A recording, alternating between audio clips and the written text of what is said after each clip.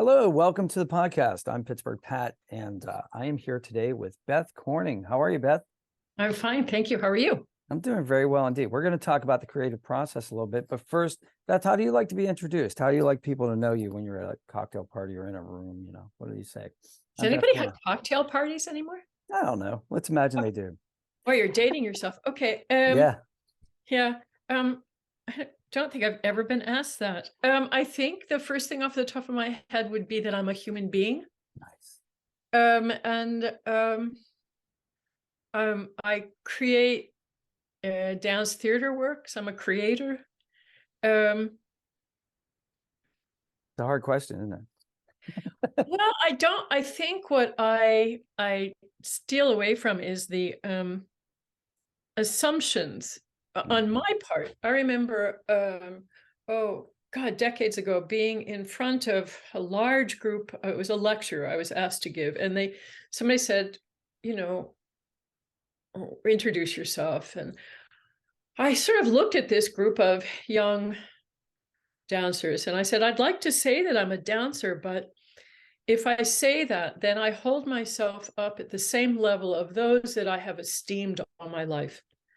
And I don't see myself at that level. Mm-hmm. And I'm grateful for whatever reason other people do, but I don't. So I have to go away from that. And as a choreographer, I remember holding myself. Now I can actually say, after seeing enough work over 50 years plus, but yeah, I could say I'm a choreographer. And yeah. It's hard because I think I just read a quote. It said, when you label me, you compartmentalize me, or something to that effect. You minimize me. And it's true, because we all have assumptions when we hear words, just natural. That's just dealing with human language. I hear a word, it may be different from the word, somebody says actor, that may mean, Laurence Olivier to someone. To me, that means I'm trying to get a bit part as an extrovert. That's what I've been doing for the last 2 weeks. So it just depends on, and it depends on where you are in your life and what, so those words are fluid and those meanings are fluid, behind those words. I don't mind what I really don't mind what other call me. I've been called some pretty wonderful and some pretty not so wonderful things. Well, I was a bartender for 36 years, so I've been called a lot of things. I bet. Well, I mean, I just sort of feel that I am a choreographer, I am a dancer, I am an artist, I am all these things. I'm honored to carry those titles, those labels, those identifiers. I hold those standards very high to myself. So I find it hard to label myself that. Mm-hmm. I'm grateful when other people do. Yeah, well, you've earned those titles as far as I know, and we'll get into that a little bit. But first, the lightning round, which we're going to do is we're going to do this. It helps us to get to know each other a little bit, and it loosens us up, and it also gets the audience to learn a little bit about ourselves as well. So, okay. What is your favorite desert island food? If you had one food on that desert island, what would it be? Oh my God! What's your favorite food? Really good bread. That's good. Yeah, nice hot toasty bread. That would be awesome on a desert island. What if you could wake up tomorrow with a superpower, what would you want it to be? Oh, to make big generalization, peace on earth. Oh, that's a good one. No, that's wrong answer though. For me, it's long life and health. But only if there's health. And then because I've seen those genies, I know what they do. I know how that curse works. What about what is your superpower? If somebody said, what's your superpower? What do you think your superpower is? You said you're a creator. I know that. I can organize things. That I can't do that. So that's good. You can see my house. There's like kits everywhere. So is mine. Mine's all blurred. Smart move. You know Zoom better than I do. If you have one book on that desert island, what would you bring? Which book? Or is there something you're currently reading that's exciting you right now? No, not right now because I'm in pre-production, so I don't really have any time to read anything, unfortunately. That's a really hard question for me. I've been asked that question a lot, and I can't answer it. I really don't have a book that I carry in my back pocket. Yeah. My husband's a writer, and so not only do I love his work, but he hands me so many books to look at that I'm Yeah, once somebody finds out you're a reader, all of a sudden you've got books, and I'm like, yeah. don't. I have Nice. stacks of them. I can't get through. I don't need any more books. Yeah, it's Yeah. nice. Okay, we'll go with a TV show or a movie then. Oh, what TV show I loved Mhm. was what was the name of it? That the White House one, Oh yeah, the West Wing. West Wing, Yeah, there was some great writing in that. was one of the most brilliantly written and acted shows. They had an all-star cast. But it was brilliant writing. Mhm. I remember sitting there watching it and Aaron just thinking, Sorkin. yeah, Aaron Sorkin, just thinking, this is going too fast. What? And you couldn't question it because the script had already flown by with all these other really important things. And It was clever that way. You yeah, didn't think, you couldn't think about it until after the entire episode was over. yeah, And therefore, because it distracted you, it gave you that emotional punch. So when something happened emotionally, it had the force of impact because it was unexpected. yeah, You were unprepared for it. yeah.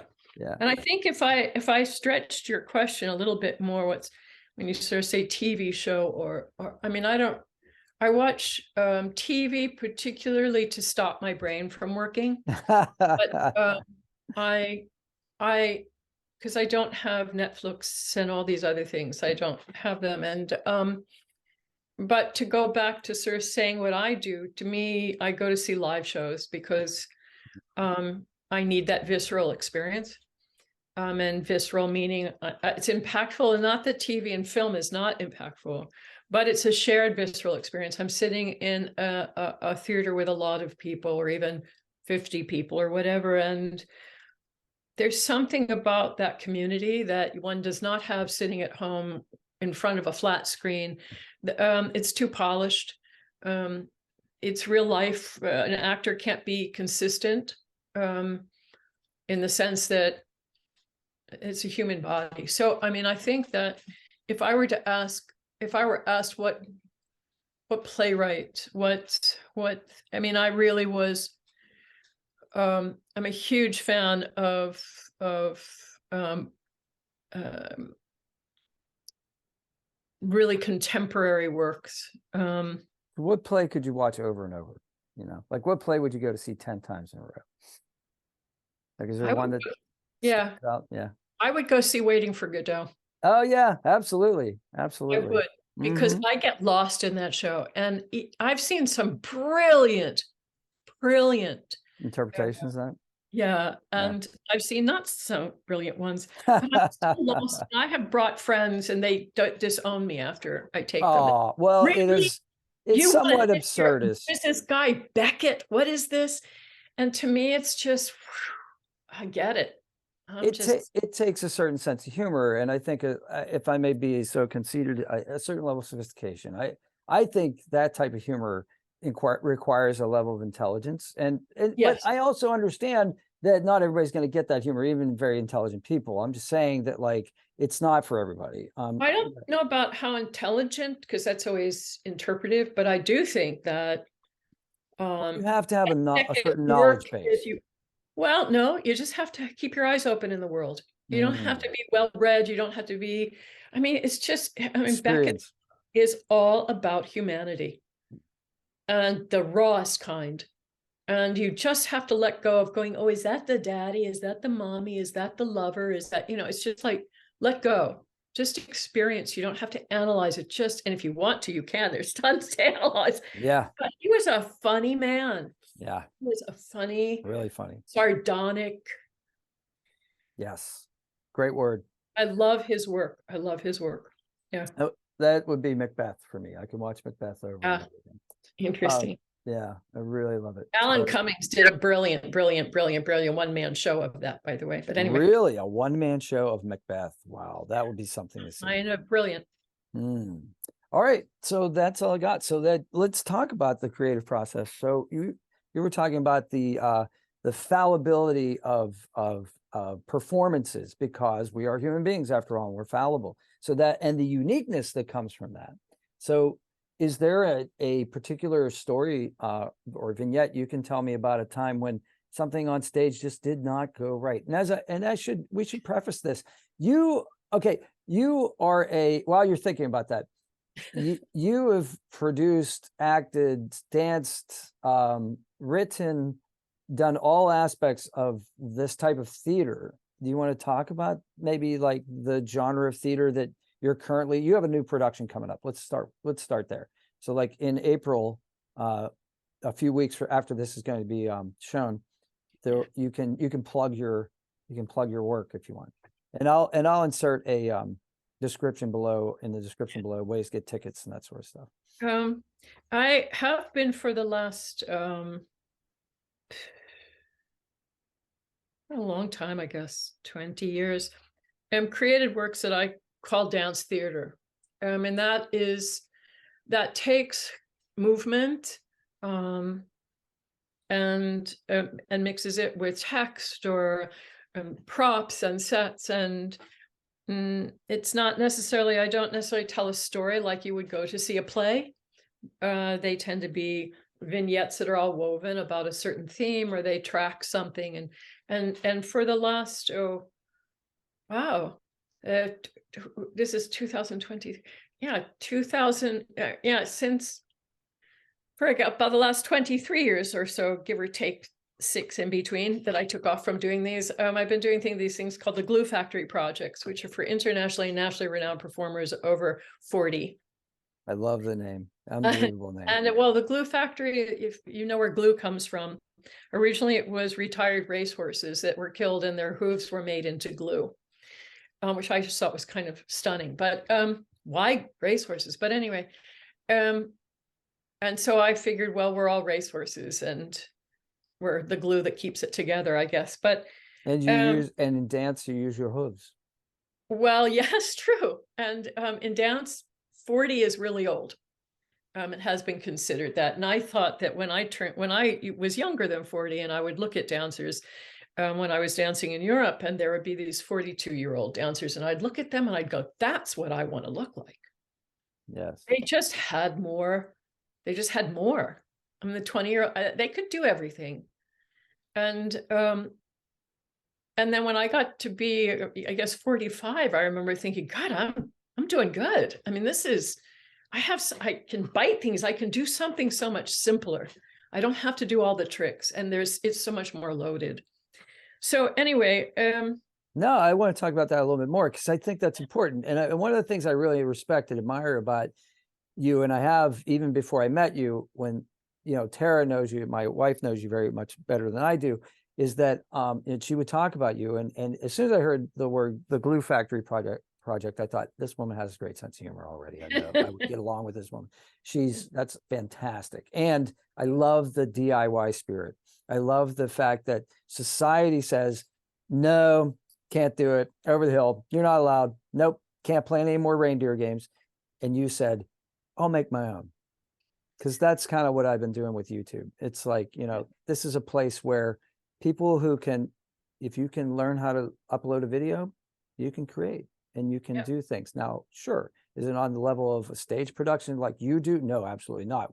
And I definitely want, our audience probably wants to learn more about that and how that goes. It doesn't cost you $90,000 a show to create. It's true. It gives people an outlet for their voice, Yeah. Right. For good or ill, but it does, and it's a democratization of the process, because you don't have those financial restrictions. Yeah, absolutely. Yeah. But I think that, well, thank you. Absolutely. I think that doing these works, I mean,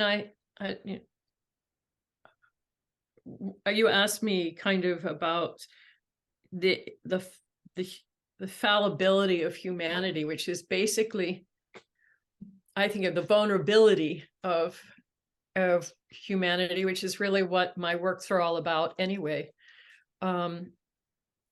And you asked when things go wrong. Oh, Pat, things go wrong in every performance. I mean, every single performance. And what's so beautiful about using such seasoned artists who have spent more time on stage than they have in anywhere else, any room than they have in their lives, there is no such thing as really wrong. Actors, what they call going up on their lines, are suddenly in the middle of a major discourse and they look at the actor across from them and they're just like, you know, and they can't do that. So somebody cuts in and saves them and says, and you were going to say what? Or, you know, however people, and that's what's so brilliant about these moments that the audience has no aware of, no idea that anything has gone wrong. I remember once, the biggest thing that happened to me, I was doing a solo. I did not choreograph. I was dancing somebody else's solo that was made for me. And there is a moment, it's funny, this is decades ago. I remember there was a moment where I was lying on my back and my hands were up like this. And I remember thinking at that moment, thinking, okay, here I am. And, you know, this is where I am in this moment, you know, I mean, like, okay. And now I do. And I kept going, well, just lie here for a second, Beth, listen to the music and you'll know where you are. I didn't know where the hell I was. I didn't know what the next step was. I had been doing this solo for months. I'd been on tour. It was like singing happy birthday to somebody and going, happy. Like, how do you spell the word it? And there, I could see the rest of the company on the sides of the stage, which is called the wings, behind those side curtains. And I could see them and they're sort of looking at me. And I just start, well, you can't just lie here, honey. Just get up and dance. Just do something. And I made up this entire, I don't know, God, easily 30 seconds, which is a really long time on stage. And then I just suddenly, I think that's the last phrase of music. And I sort of remember I did the movement and I went off. And I remember looking at these two dancers that were waiting to go on stage and they are cracking up. They are cracking up. And they said, well, that was really interesting. And I just, I remember it to this day. Constantly dancers are at some point in their career always turning to somebody on stage going, what count are you on? Or, you know, blanking on a line or, wow. And I remember recently dancing with a friend of mine in one of the Glue Factory projects. And there was a series where we did a series of this repeating, which is always very dangerous, repeating phrase. And you had to do it through facing different directions. You had to keep track of which direction you were facing. And I go to where my partner was, and he's sitting on this bench, and I sit next to him. I look at him and I say under my breath, you're facing the wrong way. And he went, oh, shit. And he just got up and he sat down facing the right way. And this is going on like this, right? And he faces the right way. And he just went, nope, you are. And turned around and sat down the other way. And it's on a video. And I thought, well, that's kind of great. We should just keep that. Absolutely. That was beautiful. I mean, you couldn't hear us talking, but there was this really honest, you couldn't have choreographed it, this kind of sensibility in one's body to go, you know, or very beautifully in doing it, but it was so honest. So, I mean, I think that, you know, and also as a choreographer, I attempt to maybe draw an audience's eye into just maybe the hand movement, right? But, and you can do that if you were filming, you'd go right to the hand, you'd do an extreme close-up. Sure. But, you know, as a choreographer, and there's this going on or that going on, or a light coming down, and all that is part of it. So to me, Dance is not what you see on film. Dance is not something you see on your flat screen. It's three-dimensional. So I feel that, Yeah. yeah, It's not, what I create is three-dimensional. It's it's a, the it's sound of sound. three-dimensional, but also it's where my eye is. So like so if you got 50 people in a room, they may not all be looking in the same direction, That's you know? correct. And so it's so important, like your set dressings and the things that are going on in the background. If there's movement in the background, if there's wind, if there's a fan, if there's a fluttering, like I remember the pedals that you dropped in Paper. the other Paper. shoe. Yeah. Yeah. Paper. Yeah, it looked to me like rose Right. petals. The lighting was like, I can't remember, but it Natural. looked like it was Yeah. like a magenta. And Mm. then, yeah, I may be wrong about that because But that's what you remember. That's what you memory's fallible as well, right? No, it's interpretive. But that moment was, your partner was on stage at that moment. Yes. She was Cake. fantastic. Oh, Tara wants to say hi. Saying hi.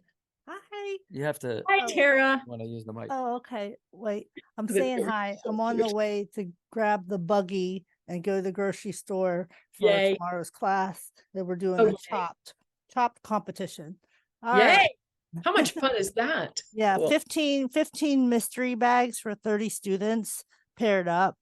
And then they got tuna and roast beef. They gotta figure out what to do. All I right. love it. Just like I love it. Yeah. Sounds like me cooking dinner every night. Yeah. Right. Have fun. Thanks. That's what I love about Tara. She does these practical things that like these kids are going to remember. Like I say, remember that The rest time? of their lives. I don't know how to make this. Oh, wait, remember that time we were with Tara and she told us how to make roast beef and tuna or Yep. whatever, you Huh, know? amazing. Yeah, I Amazing. know. Very practical. But yeah, Yep. but what I was saying about your partner and that moment, like that moment, the fact that I remember that 2 years later, that means something, right? Thank you. No, I mean, that's there's a chemical reaction in my brain somewhere that's indelibly etched there. So Yeah. so you did something, but you actually on a fundamental level changed my brain. So like, writers do this all the time with language. Sure. It's okay, I'm gonna start rambling, so I'm not gonna say that. But there was one thing that I wanted to go on about when you're talking about timing on stage. And choreography is different than speeches, but I just did my first stand-up routine about a month ago and at an open mic night. And my one buddy who's done some stand-up, like he has a pretty good amount of experience. Like he was on stage with the same playbill as Ellen DeGeneres and some other people. So he knows what he's talking about. He's like, don't remember to pause. Don't forget to pause, wait for the laugh, you don't run over it. And what I think happens is, for me, my adrenaline level is so high that I forget what a second is. I'm using tenths of seconds and other people are experiencing seconds. So Right. I just need to remember, even if I do pause, even if I blank, even if something goes wrong, I've got time, and like you did with your improv, you just say, well, before I tell you about that, let me tell you a knock knock joke. You know what I mean? You have to just go to something simple and Right. wait for your brain to catch up again, because but time is relative, especially for performers. But for Oh, yeah, choreographers, absolutely. you have music that you have to hit beats and you have to hit. No. No? I mean, there's lots of things that are choreographed without music or I mean, this piece that I'm doing in April, there is lots of sections where there's text. In fact, it's interesting because I'm working with Joe Spinagati, who is a really brilliant projection artist. And I told him I want to try something new. These works that I make are typically an hour, and there's no intermission. And I sort of said to Joe, I said, I don't want set projections. I want this to sort of start in one place and over the course of an hour, go to another place. And so he said, can you give me all the music and this sort of script and stuff like this? And it was interesting because I had to sit down with the actor and I had to say, all right, let's do the opening where there's no music. But he's a human being and like you say, with nerves and things like this, even though these are profound performers and seasoned, he's been pretty consistent. He's clocked in at like, the opening like 10 minutes or 12 minutes, but 2 minutes is a long time. Yeah. So the question becomes in this, where do we pick this up? How do we do this? If it's a set hour of this image, what happens? And, it's sort of like then the person running it going, well, is there a way to hit pause on this so that you realize that you're running out of time and we need to end it perfectly. The ending is really critical. Visually, performance-wise, everything has to line up. Mm-hmm. So it's really interesting to try to do this without having the parameters of a set piece of music.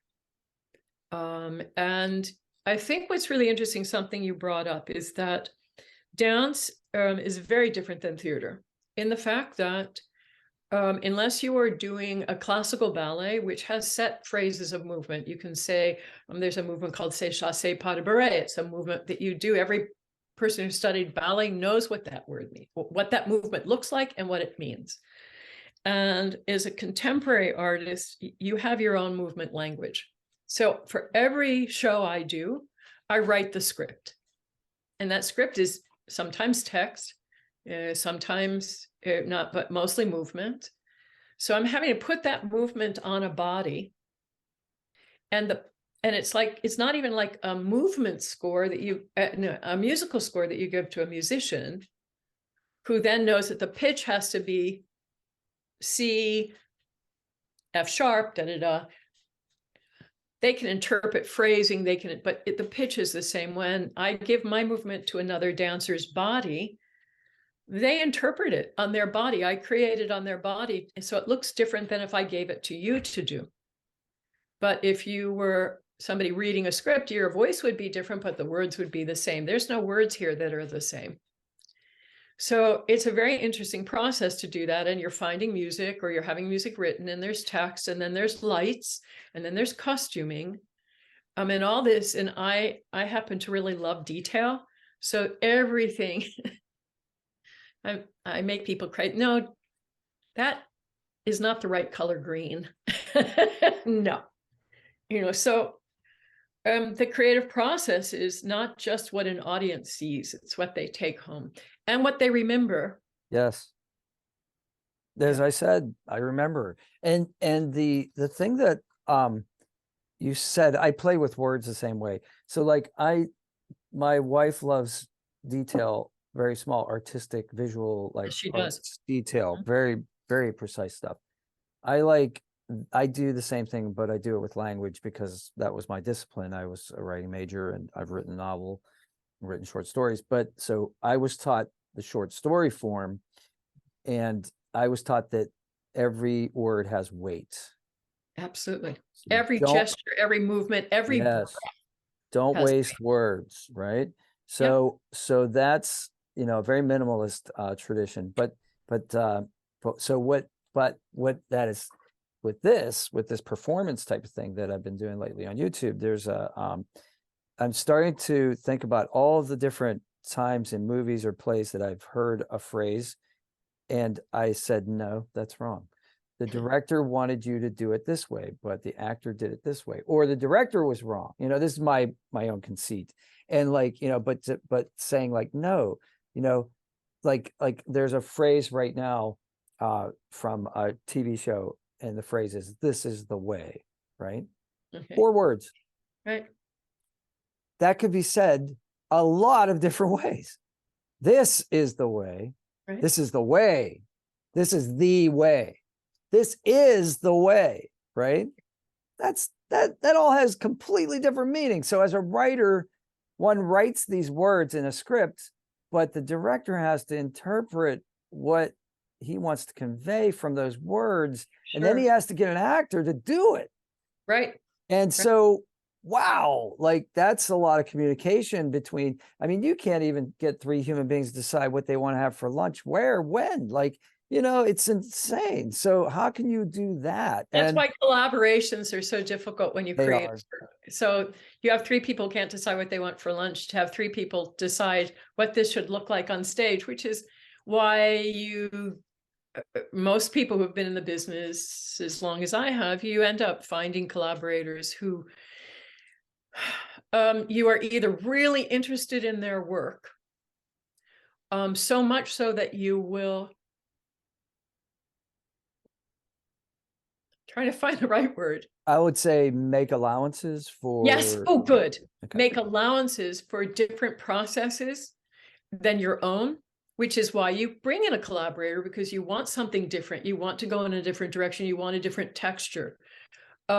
Sometimes those collaborations are extraordinary.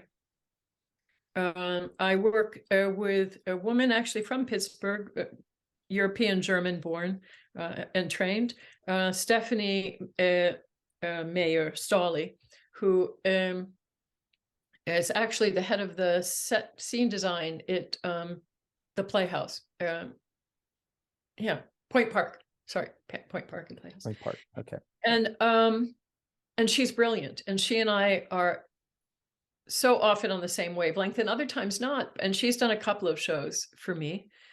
She did The Other Shoe, which you pointed to, with, you know, the shoes hanging and the and I love working with her because she asks me questions as I'm creating a work that, oh wait, I don't know the answer to that, and I need to. So or I'd like to know the answer to that. Let's figure that out. And I love collaborating with her. It's almost a right hand. I've worked with the same lighting designer, Ian Court, now for almost 14 seasons. And I remember recently, a couple of years ago, I was in tech rehearsal with him, where you're creating the lights and things like this.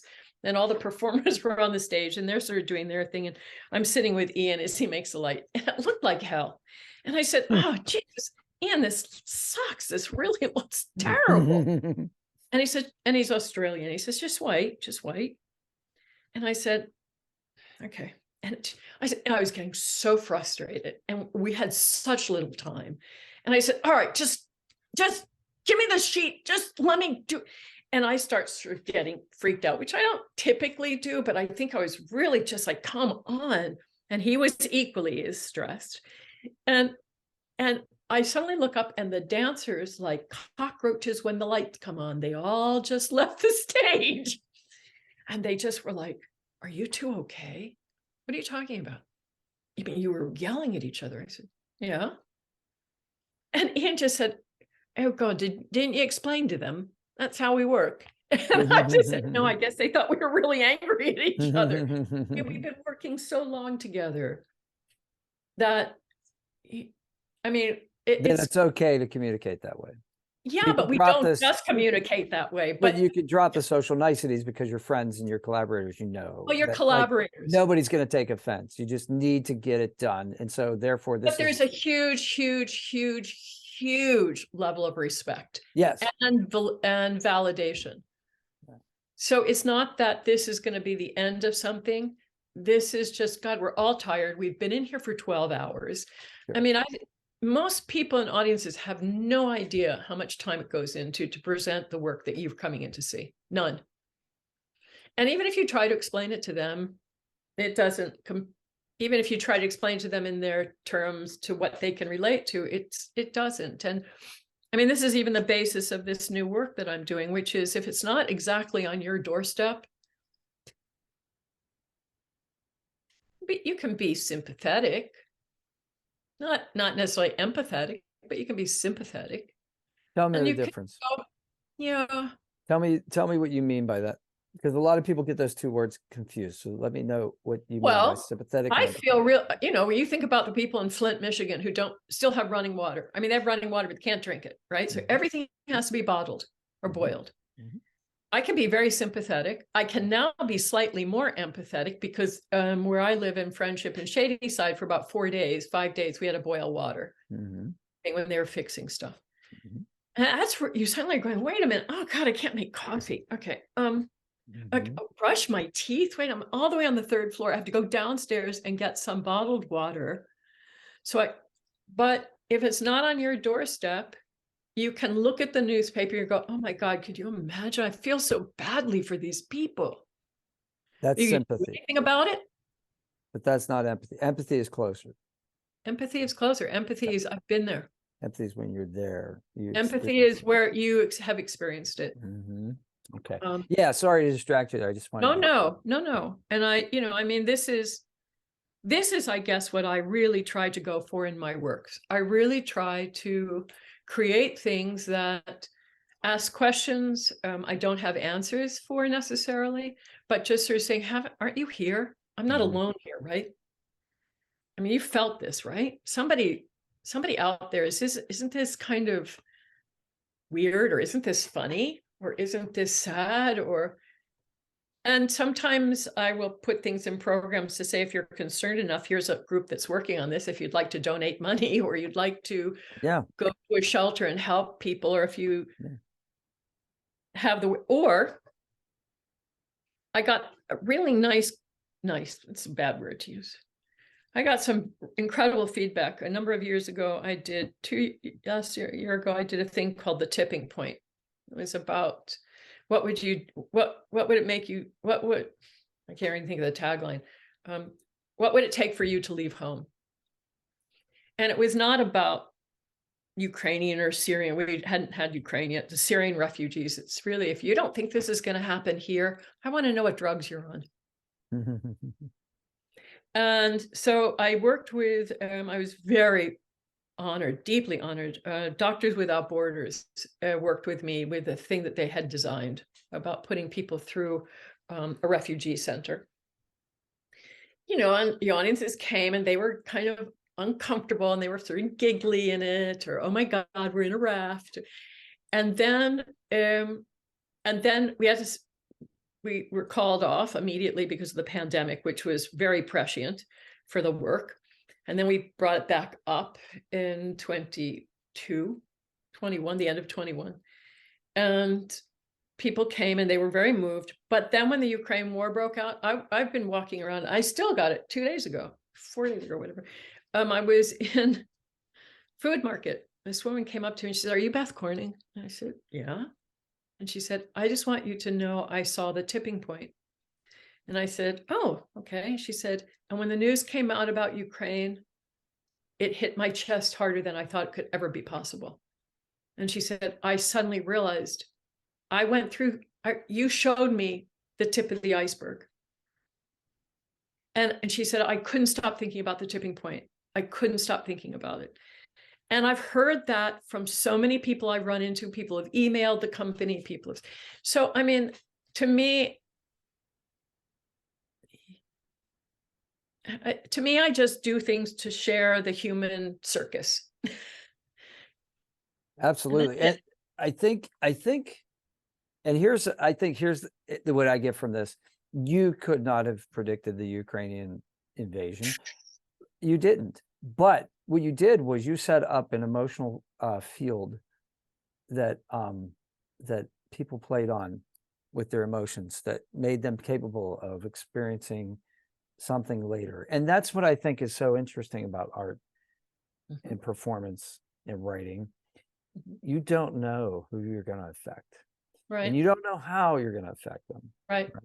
So right. Ideally, I just hope to. But what my personal feeling is, all I can really do is be truthful about my experience.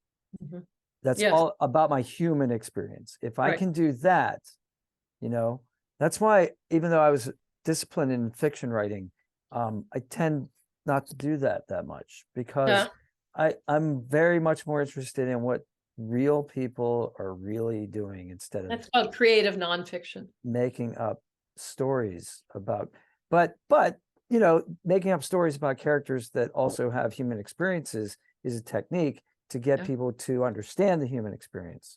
Right. So, that's fine too. I completely understand that, but that's a little more convoluted. There were a couple things I want to go back to that you were talking about. Collaboration. There's risk involved, right? Because the purity of your vision now is going to be corrupted irreparably. No. Wrong right? word. Yeah. Wrong word. Okay. Wrong Tell word. me. Wrong word. Tell me. because you're already coming at it with a defense up. A collaboration to me, if I'm inviting somebody in or I'm invited in, and I spell this out, people go, will you collaborate on this? I ask them what their definition of collaboration is, because it's very different for every single person in every single situation. When I bring in collaborators, I'm very clear to say to them, look, I am still the driver of this vehicle. If you tell me to go right here, I will definitely try to go right there. But if I happen to know there's a cliff there, I will either drive very carefully, or I'll say, you got to explain to me why I'm going to go over that cliff. But I am inviting them to, I'm inviting them because I have done my homework to know what they can do. And I tell them, I am hiring you to come in as a collaborator because of this skill that you have that I don't, or a vision that you have that I don't.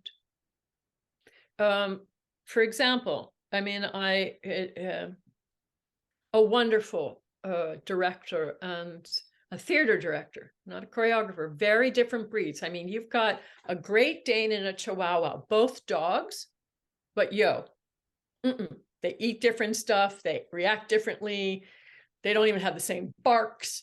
They bark, same language, but boy, let me tell you. One could eat the other. Yeah.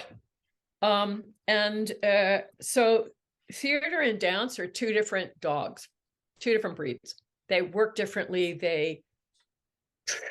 The process, how you teach a dancer to do something is way different than the director gets an actor to do something. Tough. It's a tough bridge to difficult things to bridge.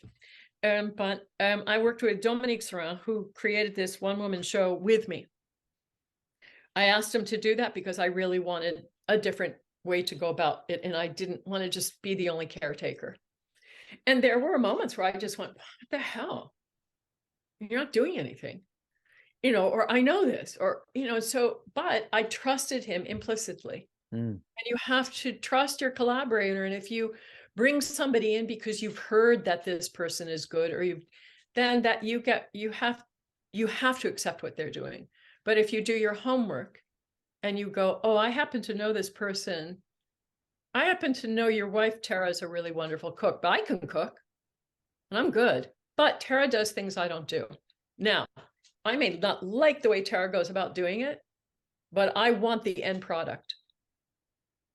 I want to be able to be informed. I want my table to be informed with what she's going to do. So it's not that a collaboration is dangerous. It's dangerous if you don't do your work. But that being said, I'll take off my Pollyanna hat and say, yeah, it can really be demoralizing for everybody involved. Some collaborators are going, you didn't take me seriously. I wasn't validated the way I should be. You are not letting me do what I was supposed to do. And I have, over the years, I sometimes forget because I keep thinking, oh, I found a barn. We're putting on a show. Yay. And all my friends are coming. And it doesn't quite work out like that. Where I have really written down very carefully, this is my expectations of you. This is what I want. Are you willing to hand it to them? And if I'm smart enough and with it at the moment, I'll say, what's your interpretation of this? So if I say no to what you're doing, are you going to stomp off and feel not validated? And if you are, then maybe this is not the relationship to have. I see. Yeah. I was thinking to go back to your friend who's German trained, German born. Yeah, Steffi. I was thinking of the word gestalt, and I was thinking because that's what I experience when it depends on what I'm doing. If I'm writing a short story, it's me. I'm writing the short story. I want feedback, and I want people to read it and give me honest feedback so that I can make it better. But I'm going to do all the work. Right. But if I'm writing jokes to tell on stage, it's way better if I have somebody to write jokes with. The jokes get better. Right. It's better. There's magic there. Yes, it's magical. Right. You put two brains together and it's better, and that's the height of collaboration for me is that the end result is better, and we both had fun doing it. And No, your operative word there is fun.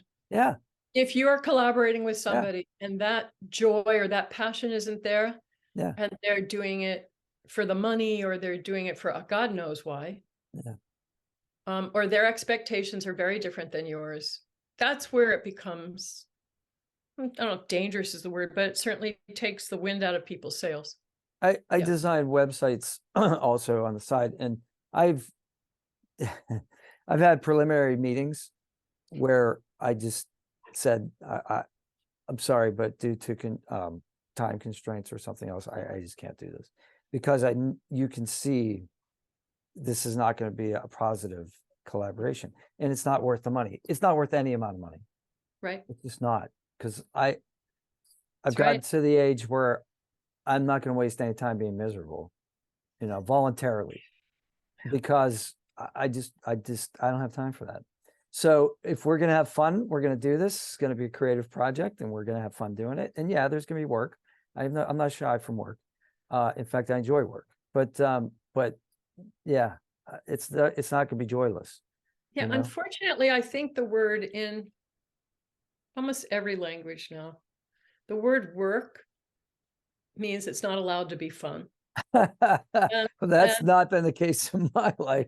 Well, but it's what, I know that if you, I know what you mean, though. I know what you mean. Like, I work is, think especially as a woman, yeah. in any field, if you go, I'm having fun, it demeans the job. It means you're not, it means you're frivolous. And I'm far from frivolous. I wish I had more frivol. But yeah. That's a new word. I'm going to use that. I know, it's not good. I just did that. You can have it, but it's good. But I was working with somebody recently, and I was thinking, I'm just struggling here. I don't mind struggling, but I would like to struggle in tandem with Yeah. somebody. Struggling is I good. think we got it. I think we got it. Are you better with this now? Are you better with this? Yeah, yeah. Okay, hug, go. I don't even have to hug if you don't want to hug, but something. And when that's not there, it's interesting. It's interesting that I don't quite know.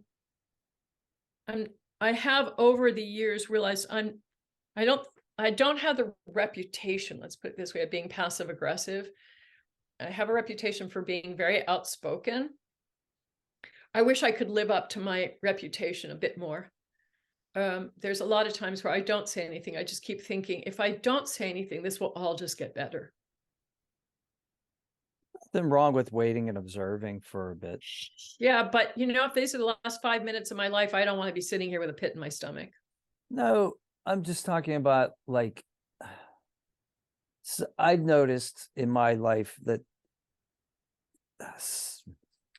the things that I have anxiety about sometimes just go away. Not all the time. Not all the time. Sometimes it requires an effort for me, but some things don't. And a lot of things I can't control. And the situation changes. It's like the weather in Pittsburgh, right? Yesterday, how many seasons did we have yesterday? I don't know. I was in Minnesota. Well, we joke about it in Pittsburgh. Yeah, We joke, like, you don't like the weather? Wait 15 minutes. Right. And it's like that in my emotional life a lot of times too. Oh, These dear God. These emotions are temporary, and they will go away. And usually I'm either hungry or tired. It's one of those two. If I have a good night's sleep and a full belly, I can do anything. Interesting. But if I don't eat every couple hours, boy, that's different. You know what I mean? It's only one meal. Like, one meal can change my disposition. Well, think about all the people on the street. Yeah. Absolutely. So think about, like, if my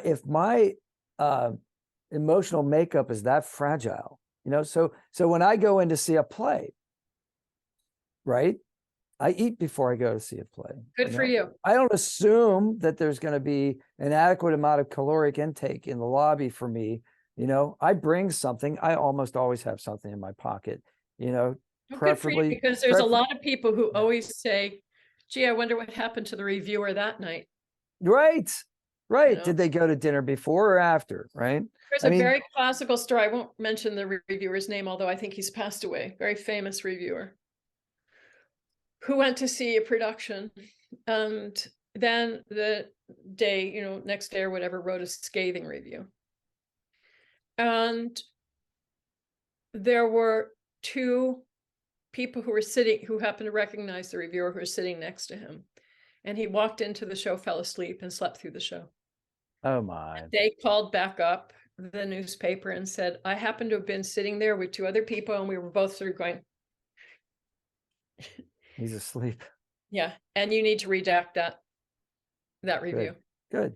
So, I mean, I think what you're saying, I think, is really important, is that, whether it's a good performance or a bad performance, or, I see some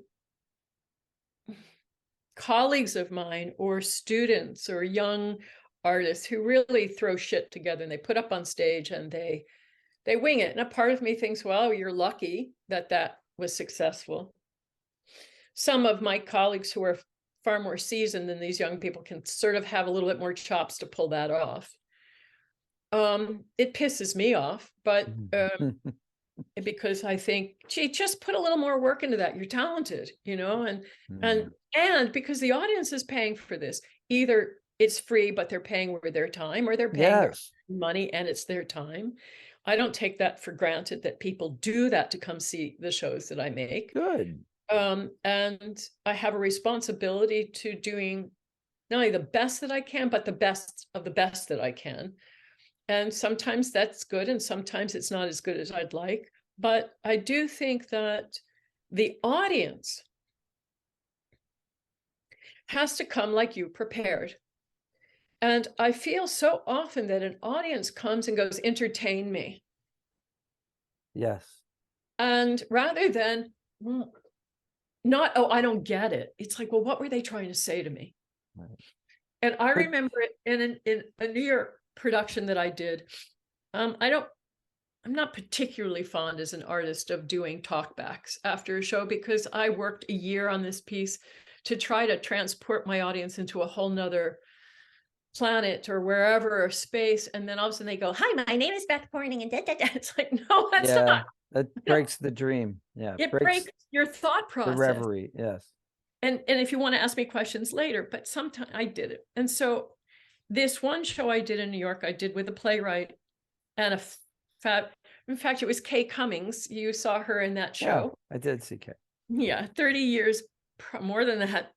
She directed. She's was a director. And she directed this show that I did in New York. And there were three characters in it, myself and two men. And one man played all my boyfriends, and my father, and then all my boyfriends. He sort of changed roles. And another man played my mother, not effeminate. And this brilliant costume designer that I worked with built this dancer, a replica of a real Vogue ball gown. A haute couture, beautifully created. Nice. Bubblegum pink. And Ronnie, not an effeminate guy, beautiful. And at the end, this man in the audience, no woman asked it, men did. Why did you put that guy in a big pink dress? And I looked at the guy, I said, I don't mean to be rude here, but I'm going to ask you why you think I did. Great question. And he got a little tense, and he said, well, because I think as kids, we see our mothers bigger than life and kind of fancy or bigger. And I said, yeah. Any other questions that you have? And I don't even think I said it in that tone of voice. I said, yeah. Well, see, I think I even said, do you have any other questions? Because you answered that one incredibly articulately. Nicely done. And what other questions? I said to every audience, you're welcome to ask me these questions. Absolutely you are. But just know, if your questions are really something you can't answer, did you try to answer it yourself? Well, here's the thing. Well, let me just say this. The thing that I hope for when people leave my works is they go out with somebody that they've come with and they talk about what they've seen. Mhm. Because everybody will have a different, I'm hoping that because you're human, everybody in their suitcase, everybody has a suitcase, okay? Every human being has a suitcase. How you pack that suitcase, how you manage to carry that suitcase, that's all pretty individual. But the fact is that as humans, we have these suitcases and we can all agree on that. But you remember those papers as rose petals in pink. They were paper. And by the way, just so you know, it was all lit in stark white.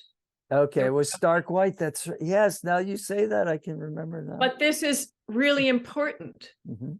That memory is not fallible, it's individual. And that's what that piece was with the bench that I was talking about with this man. Mhm. It's called What's Missing. And it was and we did it in 3 sides. So whatever side you saw this duet from, the people sitting on this side of the stage saw a different duet than that. Yes. Those people. Yes. And so if I say to you, I saw that man shoot her, Mm. and that person on the other side of the street said, no, they were aiming and that woman walked in the way of that bullet. Mhm. No, no, no. I saw, no, no, no. I saw, no, no, no. I saw, no, no, no. Mhm. I remember it this way. That's right. That's why science is so Important. important, because it's not a point of view. That's right. It's a proven task. And I know that there are people out there who Dennis think, Diderot. right. So I do think that when an audience goes to see a work, even Disney cartoons, because they were laden, they were not just for children, and they're heavily laden. If you ask a child, what does that mean? They'll tell you a big story. Whereas, adults will go, oh, I just thought it was kind of sweet. Yeah, but why was it sweet? Why did it get to you? Well, some of them weren't so sweet. Yeah. Or At the end of Sleeping Beauty, the wicked witch becomes a dragon. but whatever. Why did the artist choose to make her a dragon? Exactly. Isn't that interesting to think about? What Yes. was Beth Corning thinking that? But here's the problem. Here's what I was going to say before about the man with the pink dress. No, it's not. It's perfect now, because what happens is, and this is why I love language. This is why I personally, that's my medium. That's why we're doing this. That's why we're talking, having conversation. Because if I were to try to do this in some way in dance, I wouldn't be able to do it. But people, they have ideas in their heads, and it's not until they till they translate them into words that they become real to them. So when I think of something, when I'm sitting here thinking, and this is part of the creative process I wanted to know about what you do, when I'm sitting here thinking about writing something, that's one thing. When I actually write it on the page, it's real.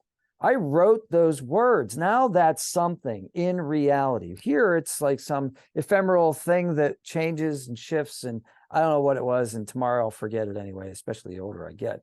But if I write it down, I have to deal with that now, because I thought it was important enough to write down. Now I have to do something with that. And when that man comes up and he fires that phrase at you, possibly accusatory, or something in his sensibilities was disturbed because there was a man in a dress, and you say, what do you think? And then he has to take it from here to here and then put it out in public. Now it's something different, because it's not up here going, men don't wear dresses. Now it's, oh, my mom, was such a big part of my life. And, and he came to a realization, maybe that process for him solidified what your performance was. So that's why it was important. So maybe, maybe that conversation was vital to his experience about your performance. Right. And who knows where he'll go with that from now. So now if he sees a drag show, or now he sees, or he reads about how the Elizabethans used to use all male actors. So Shakespeare had men in dresses. Now he can go, oh, well, that was a convention in the 1600s. And I saw it. It's not a good. I saw it now, From a feminist point of view, that's not a good thing. It was Shakespeare did it because women weren't allowed on stage. Oh, I totally get it. But what I'm saying though is now he has a perspective on that he didn't have before. Right. Exactly. Yeah. Exactly. Yeah. So it's not so that could go a bunch of different ways, of course. Absolutely, it could. Absolutely. Yeah. So that's what I'm saying is like Yeah. when people have to talk about it. And that's why it's so important to go out afterwards and Yeah. talk about it. What did you just see? Think Why about is it, that or- important? What did you cry? Did you want Right. to cry? Were you Right. angry? Right. Tell me, like that's Right. the great part, Right. That's why it's a shared And this experience. show in particular is so metaphoric. It's interesting because um, uh, Nathan Keepers, who's the actor in the piece and also the dramaturg who's helping me sort of navigate stuff. And I kept saying, I'm doing this one thing in the show that's so obvious to me. So obvious. And I said, is this text okay here? He said, sometimes because he works with a very prestigious performance group. And he said, sometimes we just say, just spell it out. I said, oh, really? Ooh. And he said, no, it'll still have the same punch. It'll still have the same laugh, maybe even more so because you have spelled it out. And somebody doesn't have to go, oh my God, I get it. You don't want the audience to have to work that hard, but they want to be in on the joke. They want to be in on the meaning. Nobody goes to a show and thinks, I hope I don't understand this. No, They don't. No, and I mean, you don't want to insult the audience's intelligence, but you want them to get the joke. And that's a difficult thing about humor, especially. It's really hard to decide where that point is, but at some point you got to let go. At some point, but you got to have other people involved in the process. That's what I found, especially for humor. You have to have other people, and you have to have 10 people read it, and then if 9 of them get it, you're good. You can't worry about the other one. You just got to go like, I'm sorry, I don't know what to say. Even Mrs. Teasdale didn't understand what Groucho Marx was saying, so in Duck Soup. So like, I mean, it didn't matter. She still had a great performance, even if she didn't get the joke. Yeah. I mean, that's what's been reported. I don't know if that's true or not. Whatever it is, I think it's kind of funny. I loved it. I just watched it the other night. So tell me when, where, and how people get tickets to your show. Oh, the one that's coming up. The name of the show is The Fisherman, the Butterfly, Eve and Her Lover, a Parable. And it's about consumption in the world's developing ecological crisis, seen through 4, if you count. I count Eve and her lover as one character, but and by 3 pretty iconic, a fisherman, a butterfly. What are these things? Adam and Eve had paradise. They didn't know they were screwing it up. The butterfly is fragile and adaptive and,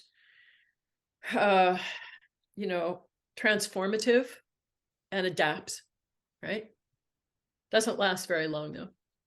And a fisherman is the iconic person who, the old adage, if you give a man a fish, he'll eat for one day. If you teach him how to fish, he'll eat for a lifetime. But that's assuming that there's water. And that's assuming there's fish. That's assuming there's a job. That's assuming that he's been trained to do that. And again, if the water continues to run in your house, and you do know that recycling isn't getting recycled, right? Right. It's being thrown on barges and shipped to other countries. A lot of it. And okay, they recycle it to make other things, but those things still need to be recycled. Mm-hmm. So, I mean, this is, the issues that we deal with.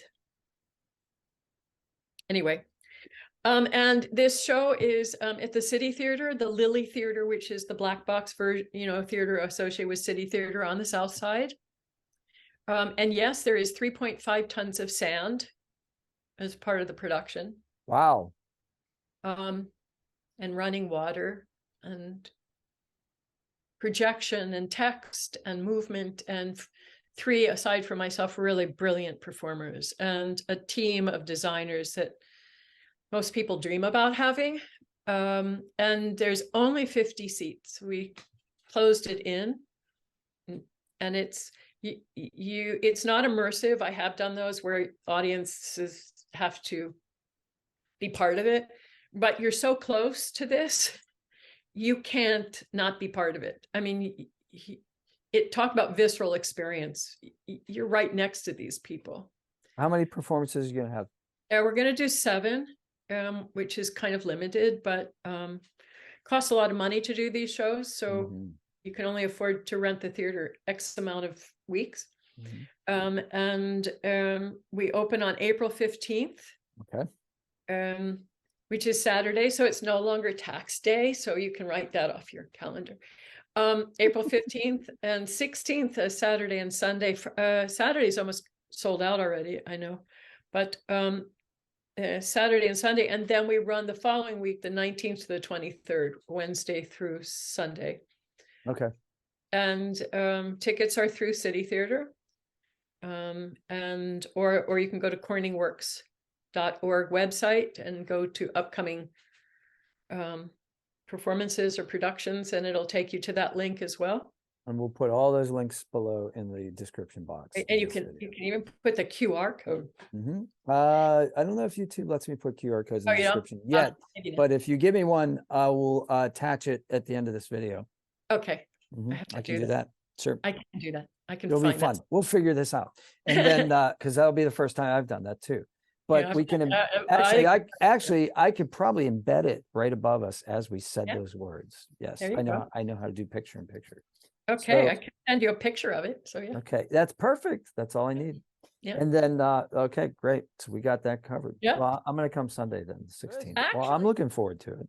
Thank you. I'm looking forward to hearing what you have to say about it. I think Well, that if you don't, let's put it this way, it's a Mhm. 3-ring circus, literally. well, if you don't mind, I mean, I don't want to impose, but since only 350 people are going to see this, maybe we do a follow-up after, and then we can, you could ask me questions, and then you could say, well, here, maybe this was my intent, and maybe I do we that. could compare notes. That might be interesting. So we could have that could do that. experience. I can be like, why'd you put that guy in a pink dress? I don't get it. Like we could do that. I could be the, hopefully I have a couple more insights than that. Yeah, and there's nothing pink here. Sand. I saw No. your sandbox when you had us over for tea last week. But I have to tell you, the sand that we're getting is not that sand I found out. Is that It's going a to little more affect? pebbly. Oh, I'm not too happy about that, but we'll make it work. Yeah, hurt the actors' feet. Yep. Mm. And their bodies and their elbows and their faces and their chins and their legs and their stomachs and their chests and we're in it. Yeah, there's a sacrifice to be made for art. Yeah. Love it. Well, this seems like a logical ending point. Do you have anything else you want to say to I think so. everyone out there? No, I mean, I think I love what you're doing. I just think that it's important for people to, if they're interested in the arts, that they hear some behind the curtain. Well, yeah, and I think the great thing is that with YouTube and other places like this, when people express an interest in a certain topic, it will pop up, in their feed. So in order to make that happen, as the audience watching this video, you hit the like button. When you do that, that makes this video like more interesting to the computer algorithm out there that sorts all that out. And we'll put all the right words in there so people who are interested in theater and that sort of thing can get this, and dance theater, creativity. We'll do all of those tags, all those key phrases to make that appear for people who are interested in that. But as the audience, do your job and hit like if this was of any entertainment value to you at all or useful. And we'll see you on the next one. So thanks again, Beth. Thank you, Pat. You're welcome. I'm going to stop the recording. Okay, good.